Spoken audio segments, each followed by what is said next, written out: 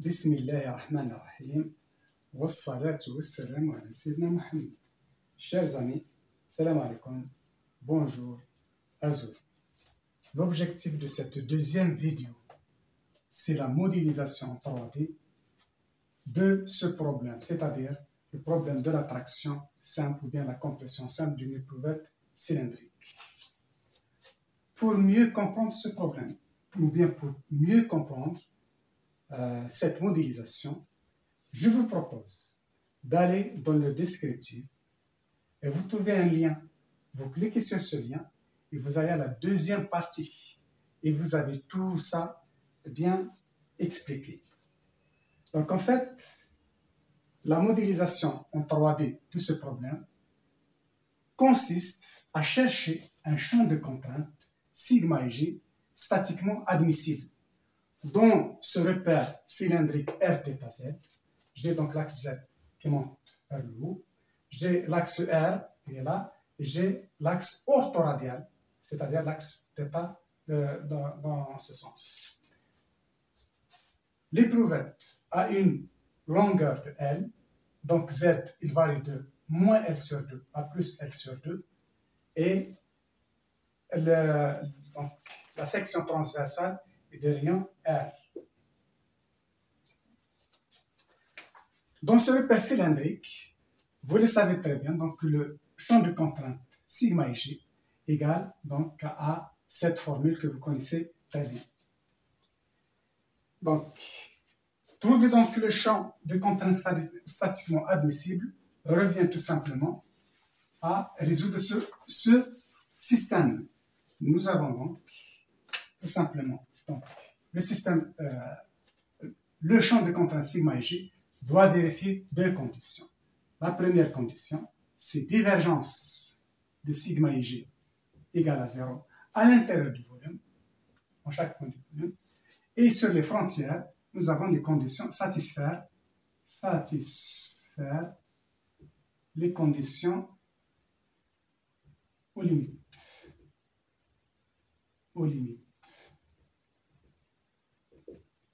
Comme vous le savez très bien, ici, divergence de sigma et g, ça nous donne trois équations.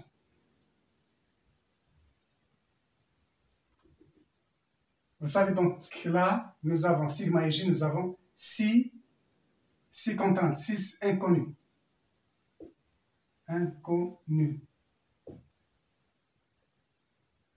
Six inconnus.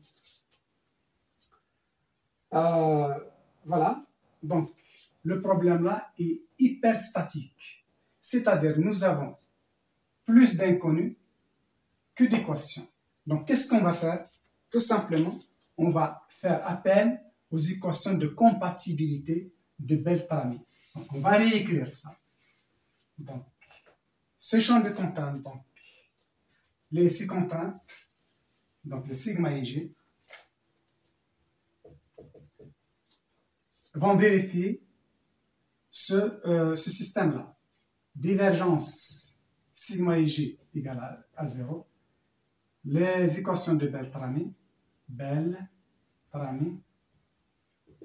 Et nous avons les conditions limites. Conditions aux limites. Bon, je l'appelle le système A. Donc, le développement de ce système, les équations, donc divergence et Beltrami, dont le repère Rθz s'affiche donc sur votre écran. Vous avez, donc là, vous voyez donc les trois équations de Beltrami. Ensuite, les trois équations d'équilibre divergentes de sigma et g. Ensuite, vous avez les 6 équations de Beltrami et vous avez les conditions aux limites.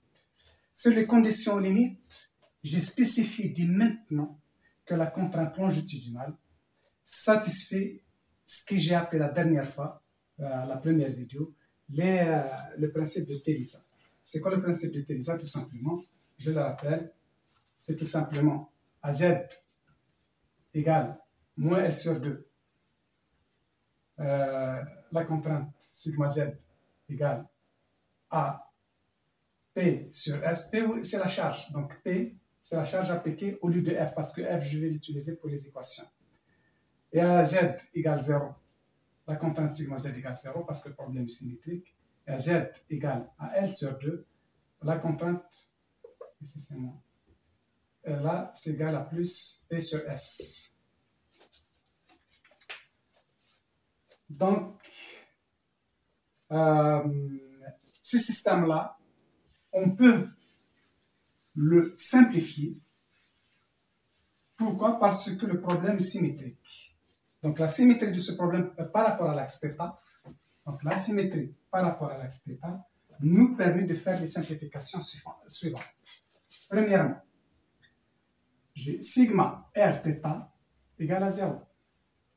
Deuxièmement, sigma θz, la contrainte de cisaillement dans le plan Rθ égale à 0, dans le plan de θz égale 0. Donc, tout ça, c'est parce que les conséquences de la symétrie par rapport à l'axe θ. Et j'ai aussi la variation de chaque paramètre, de chaque contrainte par rapport à l'axe θ est 0. C'est-à-dire, troisième donc, simplification, d sur dθ égale à 0. Donc, on injecte ces simplifications dans le système A et vous allez donc de nouveau qui s'affiche sur votre écran le système à résoudre, encore beaucoup plus simplifié. Voilà, donc en fait, sur les équations d'équilibre et divergence de sigma et G, j'ai deux équations. La compatibilité, je peux utiliser que des équations. En fait, il y en a 4, mais je peux utiliser que des équations.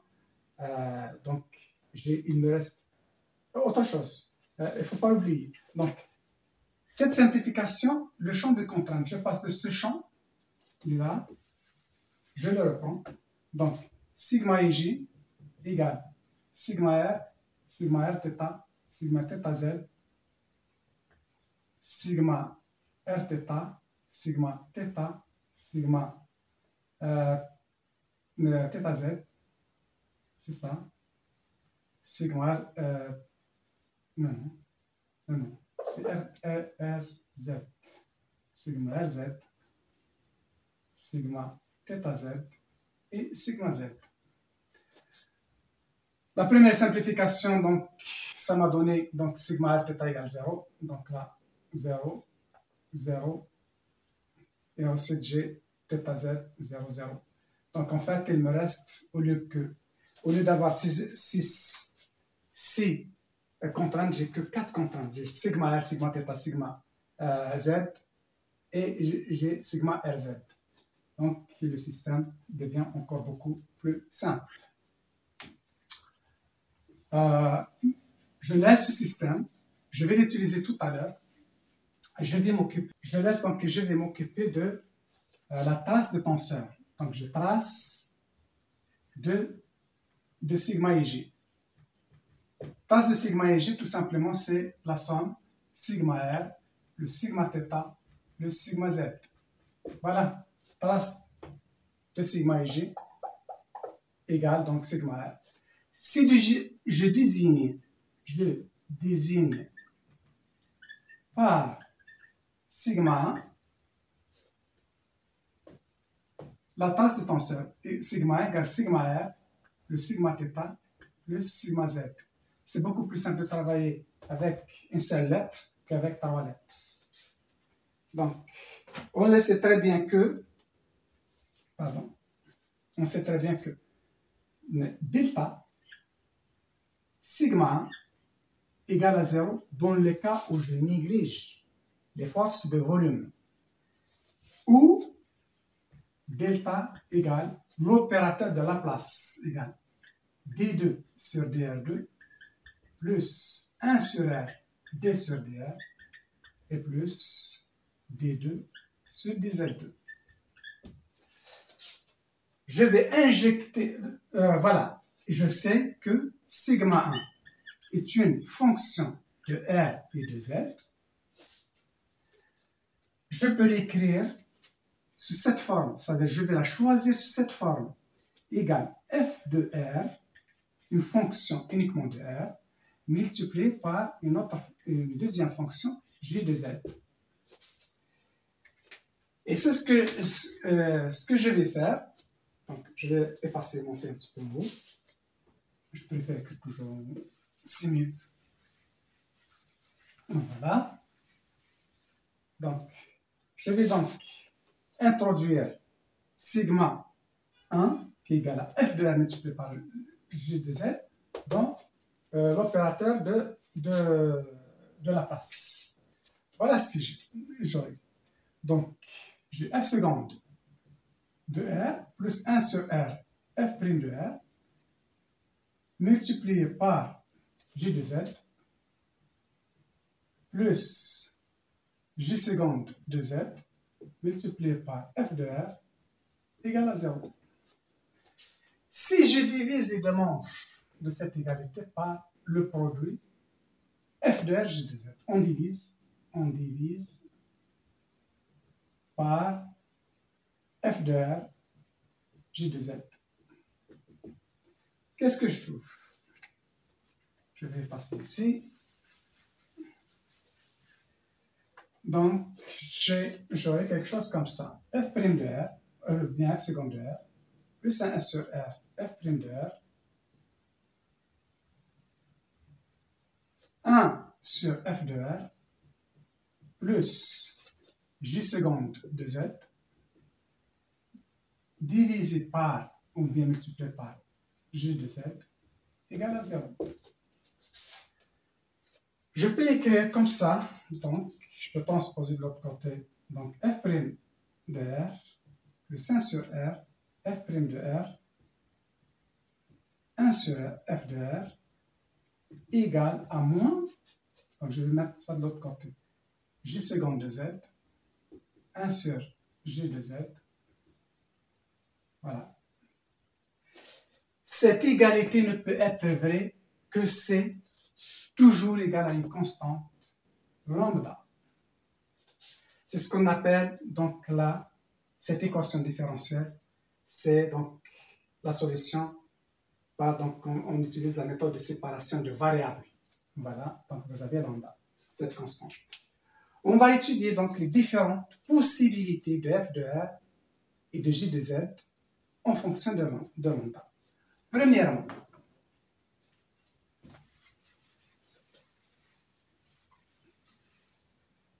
voilà. Je prends par exemple donc lambda égale 0. Ça veut dire quoi? Quand lambda égale à 0, c'est-à-dire que f seconde de R plus 1 sur R, f' de R égale à 0. Ça donne la solution. Je l'ai déjà préparée ici pour ne pas trop chercher. Ça revient donc en fait à écrire 1 sur R, 1 sur R, donc D sur DR, et ensuite R, et ensuite df de R sur dr égale à 0. Tout simplement ça, vous avez donc, c'est tout simplement que f de R égale à une constante C1 logarithme newtonien de R plus une deuxième constante. G de Z, c'est donc lambda égale 0. Donc on trouve que J de Z, G seconde de Z, égale à 0. C'est-à-dire que J de Z égale C4, c'est 3, donc une autre constante, une troisième constante, multipliée par Z. C'est l'équation linéaire en fait, qui passe par l'origine, et multipliée plus une autre constante, C4. Sauf que cette formule, donc quand j'ai f de R égale C1 logarithme newtonien de R, ça ne me convient pas. Pourquoi? Parce qu'en fait, ici, dans l'éprouvette, quand il y a R égal à 0, c'est divergent. En fait, ça me donne la somme, donc sigma 1, sigma 1 qui est égal à sigma R, le sigma θ, le sigma Z. Voilà. Donc, j'ai donc sigma en fonction de logarithme népérien de R au voisinage de 0. Ça tend vers l'infini. Donc, ça, ce n'est pas bon. Donc, ça, je jette. Cette solution, c'est à jeter. Je prends le deuxième cas où j'ai la constante lambda égale à moins k au carré. Bon.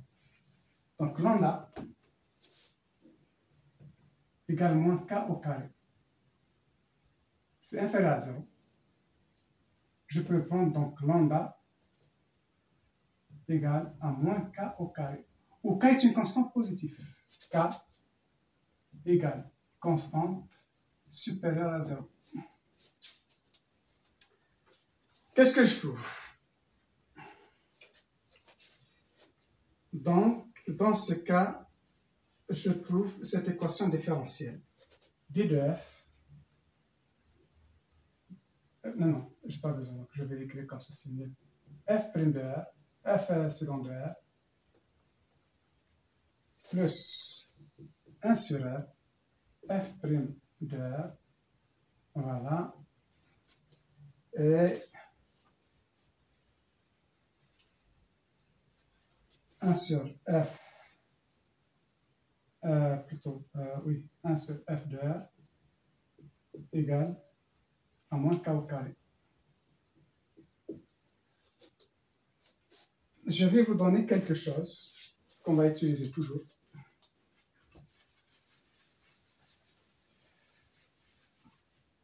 Pour ce type d'équation différentielle. Comme ça, on ne se casse pas la tête, on va directement le chercher. Quand on a des équations de ce type, j'ai f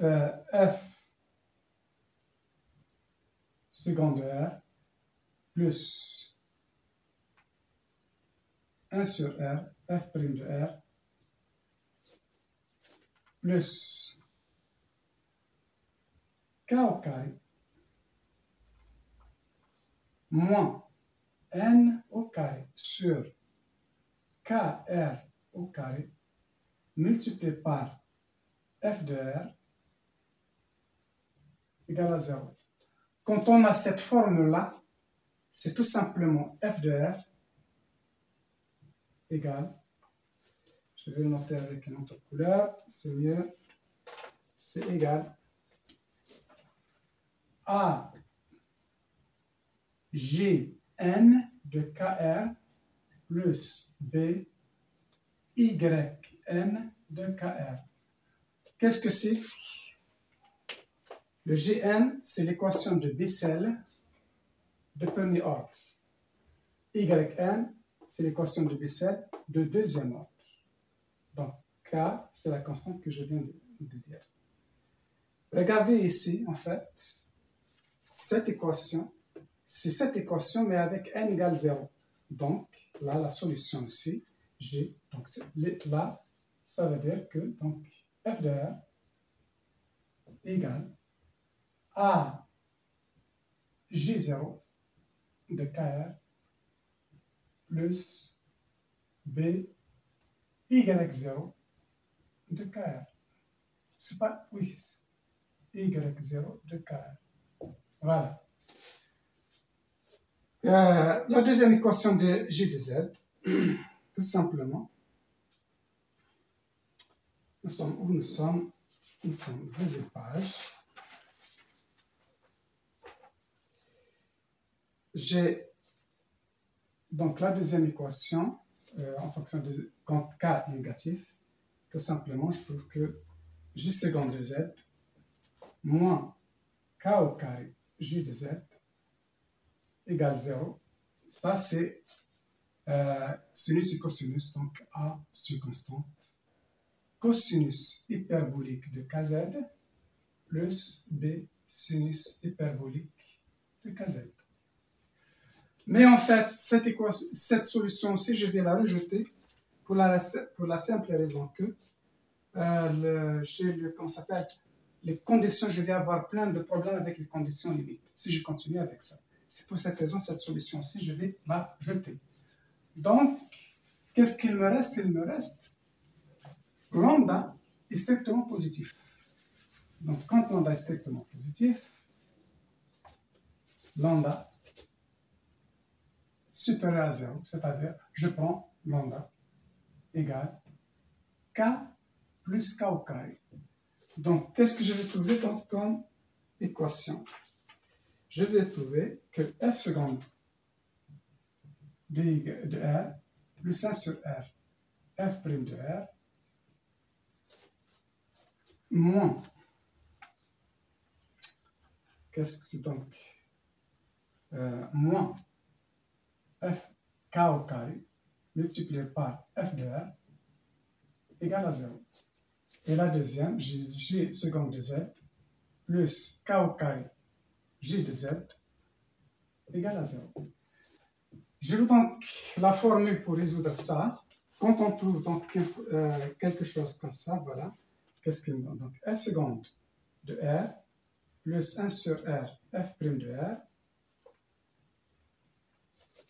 voilà, moins k au carré plus n au carré sur k r au carré égale 0. Donc, une deuxième forme de l'équation de Lissard. La solution de cette équation, c'est toujours f de R égale a i n de kr plus a kn de kr. Attention, le k ici, kn et k, ça c'est une constante positive.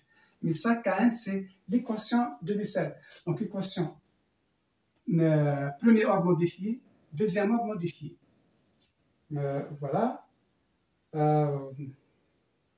C'est parfait. Donc, nous sommes là. Donc, justement, on va comparer ça avec ça. Tout simplement, c'est n égale 0. Donc, ça me donne la solution A, I0 de KR plus B, K0 de KR. Voilà. Ça, c'est F de R. Donc, F de R. Et là, c'est tout simplement, vous le savez très bien, c'est la fonction sinus et cosinus. J de Z égale à une constante A multipliée par cosinus KZ plus B sinus KZ. Finalement, donc, cette solution me paraît, donc, le K0, aussi je le jette. Pourquoi? Parce que elle est convergente au voisinage de 0. Et ici, la cosinus, je l'enlève parce que aussi, elle me cause des problèmes dans les conditions limites. C'est-à-dire, je laisse que ça. Finalement, voilà qu'est-ce que je trouve.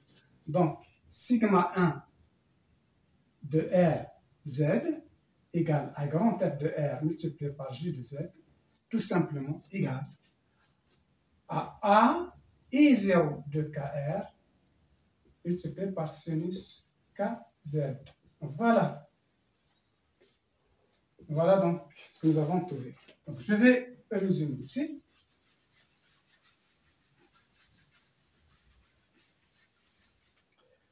Je résume, donc, je donc trace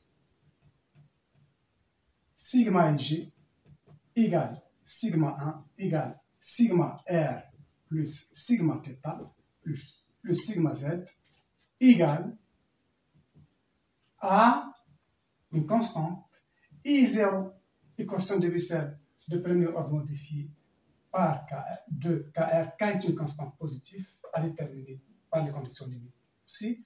Et sinus K, le même cas, donc même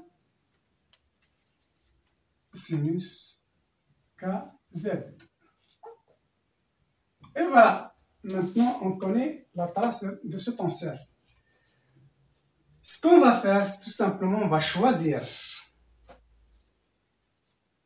sigma R égale à une petite, c'est pas une petite, petit f de R, parce que j'avais grand F de R. Donc, petit f de R, sinus kz, sigma θ égale m de R sinus kz, sigma z, la contrainte axiale, égale n de R sinus kz, et je vais choisir sigma rz, la contrainte de cisaillement, égale T de R cosinus, attention, sinus, sinus, sinus, sauf le cosinus, sauf le cisaillement. Donc voilà, égale donc sigma 1 égale la somme sigma R plus sigma θ plus sigma Z égale à une constante A multipliée par la fonction de Bessel I0 de KR, donc la fonction donc, de premier ordre modifiée multipliée par la fonction trigonométrique sinus KZ. Donc on va choisir nos contraintes sigma R sous la forme petit f de R multiplié par sinus kz, sigma θ m de R multiplié par sinus kz, sigma z égale m de R sinus kz. Et la contrainte de cisaillement, par contre, c'est un petit peu différent, c'est en cosinus t de R multiplié par cosinus kz. Là, vous devinez rapidement que donc f de R plus m de R plus n de R égale à AI0 de KR. Donc, en fait, on va introduire donc, ce système-là, ces égalités-là, dans le système différentiel, d'équation différentielle que nous avons vu auparavant. Et donc, ça simplifie énormément la tâche parce qu'on avait un système différentiel de deux variables, R et Z. Maintenant, quand on fait ça, donc on élimine facilement donc, la variable Z. Il reste donc un système d'équation différentielle uniquement en fonction de la variable R. Donc, vous voyez, ça s'affiche entre vous. Donc, ça s'affiche donc sur votre écran, le système d'équation différentielle que j'ai appelé le système S2. Donc, ce que je vais faire, c'est tout simplement, donc, pour résoudre ce système-là, je vais essayer de résoudre juste la 5e équation de ce système. Donc, en fait, je cherche sigma z, si vous voulez, qui me donne donc l'équation différentielle delta 0 de n de R moins alpha. Alpha, c'est une constante. K au carré, la constante de séparation de variables. Donc, I0 de KR égale 0. Où delta 0 est défini comme ça. C'est l'opérateur de Laplace, en fait, sous cette forme-là. Donc, je vais résoudre cette équation et je laisse le reste. Donc, pour vous, donc vous cherchez dans c'est comme je vous dis, donc, le lien. Vous cliquez sur le lien, vous allez à la deuxième partie de ce travail. Vous trouvez donc tout ça bien défini, bien détaillé. Et voilà, il est simple de le faire. Donc, je vais donc résoudre cette équation différentielle. Donc, simplement, cette équation différentielle, donc, a deux solutions. Une solution particulière et une solution homogène. Pour la solution homogène, c'est tout simplement quand on a delta 0 de 1 de R, ou bien je vais l'écrire un petit peu en bourse. Je préfère toujours écrire rond. Voilà. Voilà. J'ai donc delta 0 de 1 de R. Non, c'est delta 0 de 1 de R égale à 0. Donc la solution homogène. Simplement, on remplace delta 0 égale. Donc 1 seconde de R plus 1 sur R n prime de R moins K au carré n de R égale à 0. On vient de voir en fait, là, c'est tout simplement n de R égale à une constante B multiplié par K0 de KR. Voilà. La solution homogène, plutôt homogène, c'est bon. La solution particulière, c'est delta N0. Non, c'est delta 0 de N de R. Voilà. Égale alpha K au carré et 0 de KR. tout simplement ce qu'on va faire, donc je vais prendre ici, donc c'est déjà, j'ai préparé ce travail-là. Donc, la solution particulière, c'est qu'on va choisir n de R. Je vais choisir n de R sous cette formule.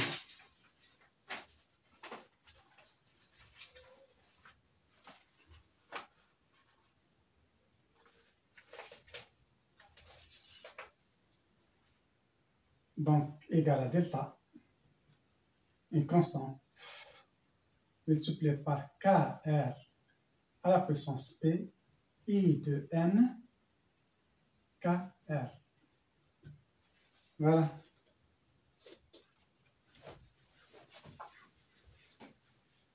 Voilà. Donc, quand je développe ça, je trouve N seconde de R plus 1 sur R, N' de R, donc moins K au carré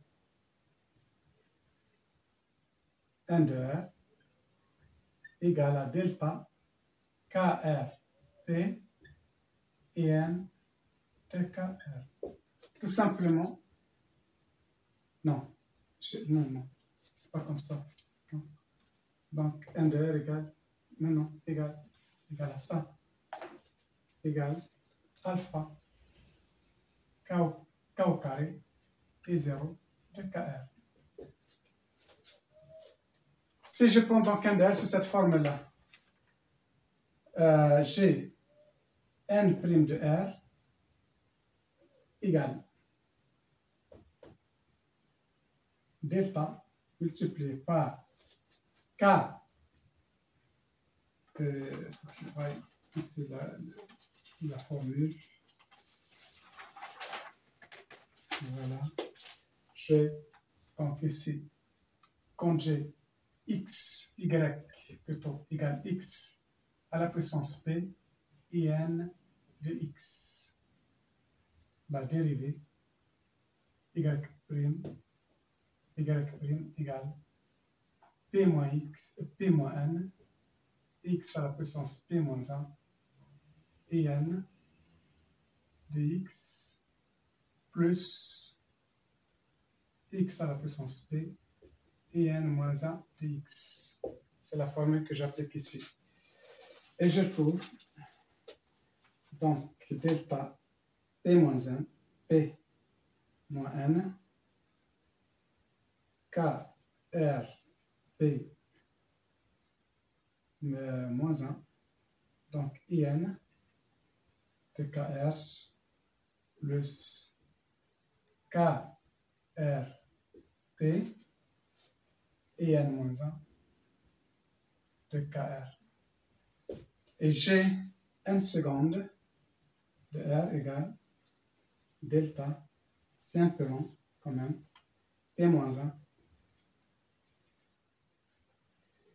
p moins 1 et p moins n moins 1, kr p moins 2 et n de kr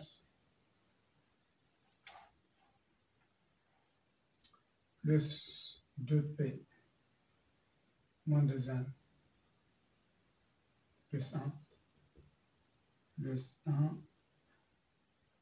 Donc, j'ai ce kr p moins 1 et n moins 1 de kr, voilà, plus kr p et n moins 2 de kr. Quand on a ça, on peut facilement ensuite utiliser ça. Donc, là, on divise et on trouve facilement cette équation différentielle. Ça se réduit à ça.